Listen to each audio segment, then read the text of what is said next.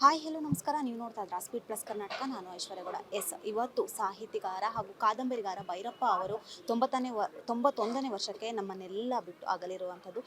ಇದ್ರ ಬಗ್ಗೆ ಮಾತಾಡಲು ರವಿ ಬೆಳಗೆರೆ ಅವರ ಮಗಳಾಗಿರುವಂತಹ ಭಾವನ ಬೆಳಗೆರೆ ಅವರು ನಮ್ಮ ಜೊತೆ ಅವ್ರನ್ನೇ ಮಾತಾಡ್ಸೋತೀನಿ. ಮ್ಯಾಮ್, ಭೈರಪ್ಪ ಸರ್ ಅವರು ನೀವು ಅಜ್ಜ ಅಂತ ಕರಿತಿದ್ರಿ ಅಂತ ಹೇಳಿದ್ರಿ. ಹೇಗಿತ್ತು ನಿಮ್ಮ ತಂದೆಯವರ ಒಡನಾಟ, ಹಾಗೆ ನಿಮ್ಮ ಮತ್ತೆ ಇವರ ಒಡನಾಟ? ನಂದು ಅಜ್ಜನ ಒಡನಾಟ ಅಂತ ನಾನು ಹೇಳಲಿಕ್ಕೆ ಸಾಧ್ಯ ಇಲ್ಲ. ನಾನು ಅವ್ರನ್ನ 3 ಸತಿ ಭೇಟಿ ಮಾಡಿದ್ದೀನಿ. ಈಗ 1.5 ತಿಂಗಳು ಕೆಳಗಷ್ಟೇ ಭೇಟಿ ಮಾಡಿದ್ದೆ. ಅವ್ರ ಆಶೀರ್ವಾದ ಪಡ್ಕೊಂಡೆ. ಅವ್ರಿಗೆ ಆರೋಗ್ಯ ಹದಗೆಟ್ಟಿತ್ತು. ಅದ್ರ ಜೊತೆಗೆ ಅವರಿಗೆ ಒಂದು ನೆನಪಿನ ಶಕ್ತಿ ಕ್ರಮೇಣ ಕಡಿಮೆ ಆಗ್ತಾ ಬಂದಿತ್ತು. 95 ವರ್ಷ, ಅದು ವಯಸ್ಸಿನ ಕಾರಣದಕ್ಕೋಸ್ಕರ ಅವ್ರಿಗೆ ನೆನಪಿನ ಶಕ್ತಿ ಆಲ್ಝೈಮರ್ಸ್ ಅಂತ ಒಂದು ಕಾಯಿಲೆ ಬಂದಿತ್ತು. ಬಟ್ ತೀರಾ ಮರ್ತೇ ಹೋಗ್ಬಿಡೋದು, ನಾನು ಯಾರು ಅನ್ನೋದು ಗೊತ್ತಿಲ್ಲ, ಆ ಥರ ಅಲ್ಲ. ಬಟ್ ಹೇಳಬೇಕಿತ್ತು. ಮೊದಲಾದರೆ ನನ್ನ ನೋಡಿದ ಕೂಡಲೇ ಗುರುತಿಸ್ತಿದ್ರು, ನೀನು ರವಿ ಬೆಳಗೆ ಮಗಳಲ್ವಾ, ಭಾವನಾ ಅಲ್ವಾ ಅಂತ. ಈಗ ಹಂಗಾಗಲಿಲ್ಲ. ಈಗ 1.5 ತಿಂಗಳು ಕೆಳಗಡೆ ಭೇಟಿ ಮಾಡಿದಾಗ ಯಾರು ನೀನು ಅಂತ ಕೇಳಿದರು. ನಾನು ಅವಾಗ ಜೋರಾಗಿ ಹೇಳಬೇಕಾಯ್ತು, ನಾನು ರವಿ ಬೆಳಗೆರೆ ಅವ್ರ ಮಗಳು ಅಂತ. ಆವಾಗ ಅವರು ಕಣ್ಣರಳಿಸಿ, ಓ ನೀನು ರವಿ ಬೆಳಗೆರೆ ಮಗಳಮ್ಮ, ಹಾಂ ನೆನಪಾಯ್ತು ಅಂತ ಹೇಳಿ ಆವಾಗ ಮತ್ತೆ ನಾನು ಅವರ ಕೊನೆಯದಾಗಿ ಆಶೀರ್ವಾದ ಪಡ್ಕೊಂಡೆ. ಮತ್ತೆ ಕಾಲಿಗೆ ಬಿದ್ದೆ, ನಮಸ್ಕಾರ ಮಾಡಿದೆ.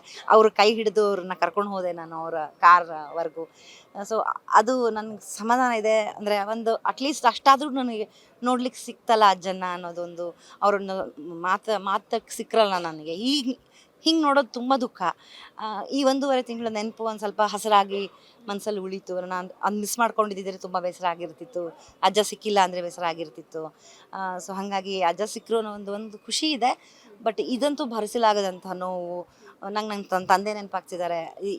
ಇದೇ ಪರಿಸ್ಥಿತಿಲಿ 5 ವರ್ಷದ ಹಿಂದೆ ನಾವು ನಿಂತಿದ್ವಿ. ನನಗೂ ಆವಾಗ ಅಪ್ಪ ಅದು ಸರಿ, ಇಲ್ಲಿ ಅಜ್ಜ ಅಂತಂದಮೇಲೆ ಮನೆ ಅವರು ಅಂತಂದಮೇಲೆ ಮನೆಯವ್ರನ್ನೇ ಕಳ್ಕೊಂಡಿದ್ದೀನಿ ಅನ್ನೋ ಒಂದು, ನನ್ನ ಅಜ್ಜನ್ನೇ ಕಳ್ಕೊಂಡಿದ್ದೀನಿ ಅನ್ನೋ ಒಂದು ನೋವು ನನಗೆ ತುಂಬ ಕಾಡ್ತಾ ಇದೆ. ಬಟ್ ಒಂದು ಹೇಳಕ್ಕೆ ಇಷ್ಟಪಡ್ತೀನಿ, ಅಜ್ಜ 95 ವರ್ಷಕ್ಕೆ ಈ ಥರ ವಿಧಿವಶರಾದರು, ನಮ್ಮನ್ನು ಅಗಲಿದ್ರು ಅನ್ನೋದು ಒಂದು ನನಗೆ ಅಟ್ಲೀಸ್ಟ್ 95 ವರ್ಷ ನಮ್ಮ ಜೊತೆ ಇದ್ರಲ್ಲ ಅನ್ನೋ ಒಂದು ಏನು ಹೇಳ್ತೀರಿ, ಸಮಾಧಾನ ಅಂತಲೂ ಹೇಳೋಕ್ಕಾಗಲ್ಲ. ಈ ಕಡೆ ನನಗೆ ಅವರ ಸಾಹಿತ್ಯ ಲೋಕಕ್ಕೆ ಕೊಡುಗೆ ಅಪಾರ. ಅದರಲ್ಲಿ 95 ಇಯರ್ಸ್ ನಮ್ಮ ಅಜ್ಜ ನಮ್ಮ ಜೊತೆ ಇದ್ದರು ಅನ್ನೋದು ಒಂದು ಖುಷಿ ವಿಷಯವೇ ಹೌದು. ಬಟ್ ಅಗಲಿದ್ದು ತುಂಬ ಬೇಸರ ಇದೆ. ಈಗಷ್ಟೇ ಹೇಳಿದ್ರಿ ಕೊನೆಯದಾಗಿ ಭೇಟಿ ಆಗಿದ್ದೆ ಅಂತ ಹೇಳಿ. ಕೊನೆಯದಾಗಿ ಭೇಟಿಯಾದಾಗ ಏನಾದರೂ ವಿಷಯಗಳನ್ನ ಹಂಚ್ಕೊಂಡಿದ್ರೆ ಏನು? ಇಲ್ಲ, ಆವಾಗ ಅವರು ಏನೋ ವಿಷಯ ಹಂಚ್ಕೊಳ್ಳೋ ಪರಿಸ್ಥಿತಿಲಿ ಇರಲಿಲ್ಲ. ಅವರು ಹೊರಡ್ತಿದ್ರು, ನಾನು ಓಡಿ ಹೋಗಿ ಅಜ್ಜನ ಕಾಲಿಗೆ ಬಿದ್ದೆ. ಮತ್ತು ನೀ ಯಾರು ಅಂತ ಕೇಳಿದರು. ಆವಾಗ ನಾನು ಹೇಳ್ಕೊಂಡೆ ಹಿಂಗೆ ಅಂತ. ಆವಾಗ ಅವರು ರೆಕಗ್ನೈಸ್ ಮಾಡಿದ್ರಲ್ಲ, ನನಗದು ತುಂಬ ಖುಷಿಯಾಗೋಯಿತು. ಆಮೇಲೆ ಅವ್ರನ್ನ ಹಿಡ್ಕೊಂಡು ನಡ್ಕೊಂಡು ಹೋಗ್ತಿರ್ಬೇಕಾದ್ರೆ ನಾನೇ ಹೇಳ್ತಾ ಇದ್ದೆ, ಜೋರಾಗಿ ಹೇಳ್ತಾ ಇದ್ದೆ. ಅವ್ರಿಗೆ ಕೇಳಿಸೋದು ಕಡಿಮೆ ಆಗಿತ್ತಲ್ಲ, ಆರೋಗ್ಯ ಜೋಪಾನ ಅಜ್ಜ, ಆರೋಗ್ಯ ನೋಡ್ಕೊಳ್ಳಿ ಅಂತೆಲ್ಲ ಹೇಳ್ತಿದ್ದೆ. ಮತ್ತೆ ಹೇಳಲೇಬೇಕು, ವಿಶ್ವೇಶ್ವರ ಭಟ್ರು ಕೊಡುಗೆ ಇದರಲ್ಲಿ ತುಂಬ. ಅವರ ಮಾನವೀಯತೆ ಮೆರೆದಿದ್ದಾರೆ ಇದರಲ್ಲಿ. ಅಜ್ಜನ ನೋಡ್ಕೊಂಡಿದ್ದಾರೆ ಅವರು.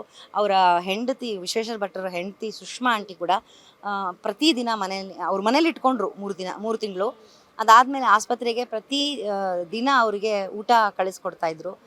ಸೊ ಹಾಗಾಗಿ ಇಂಥವರು ಅಜ್ಜಂಗೆ ಬೇಕಾದಾಗ ಸಹಾಯ ಸಿಕ್ಕಿದೆಯಲ್ಲ, ಮಾಡಿದಾರಲ್ಲ ವಿಶ್ವೇಶ್ವರ ಭಟ್ರು ಮತ್ತು ಅವರ ಮನೆಯವರು. ನಾನು ಅವ್ರಿಗೆ ಥ್ಯಾಂಕ್ ಯು ಹೇಳ್ತೀನಿ. ಮತ್ತು ಅವರ ಮಾನವೀಯತೆಯನ್ನು ನಾನು ಮೆಚ್ತೀನಿ ಕೂಡ. ಮ್ಯಾಮ್, ಇವಾಗ ಏನಾಗಿದೆ ಅಂದರೆ, ಈ ಹಿಂದೆ ಎಲ್ಲ ಕಾದಂಬರಿಗಾರರು, ಸಾಹಿತಿಗಾರರು ಎಲ್ಲಿ ನೋಡಿದ್ರು ಹುಡುಕ್ಬೋದಿತ್ತು. ಬಟ್ ಆದರೆ ಈಗೆಲ್ಲ ಕ್ಷೀಣಿಸ್ತಾ ಇದ್ದಾರೆ ಅಂತ ಅನ್ನಿಸ್ತಾ ಇದೆ. ಅದನ್ನೇ ಹೇಳ್ತಿರೋದು, ನಶಿಸ್ ಹೋಗ್ತಾ ಇದೆಯಾ ನಮ್ಮ ಸಾಹಿತ್ಯ ಲೋಕ ಅಂತ.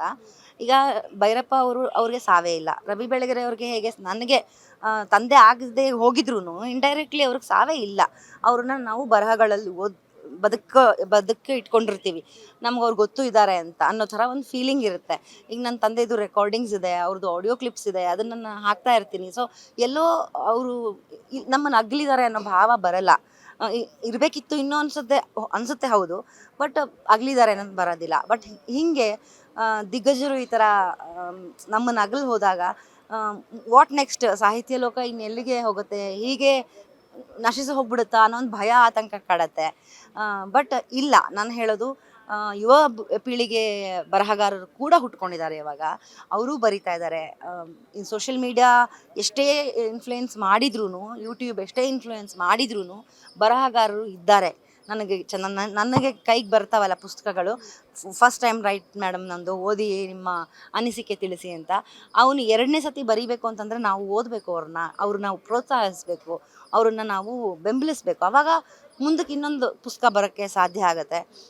ಸೊ ಬರೀ ಸೋಷಿಯಲ್ ಮೀಡಿಯಾ ಡಿಜಿಟಲಲ್ಲಿ ಫಿಂಗರ್ ಟಿಪ್ಪಲ್ಲಿ ನಾವು ಏನು ಬೇಕೋ ಅದನ್ನು ನೋಡಿ ಫನಿ ವೀಡಿಯೋಸ್ ಆಗ್ಬೋದು, ಅಥವಾ ಸಾಹಿತ್ಯಕ್ಕೆ ಸಂಬಂಧಪಟ್ಟಂಥದ್ದೇ ಏನಾದರೂ ಒಂದು ನೋಡ್ತೀವಿ ಅಂತಂದರೆ ಅದು ಪುಸ್ತಕ ರೂಪದಲ್ಲಿ ಬಂದಾಗ ದಯವಿಟ್ಟು ಜನ ಕೊಳ್ಳಬೇಕು, ಓದಬೇಕು. ಆಗಲೇ ಕನ್ನಡ ಅನ್ನೋದು ಆಗ್ಬೋದು, ಸಾಹಿತ್ಯ ಅನ್ನೋದು ಆಗ್ಬೋದು ಉಳಿಯುತ್ತೆ ಅಂತ ನನ್ನ ನಂಬಿಕೆ.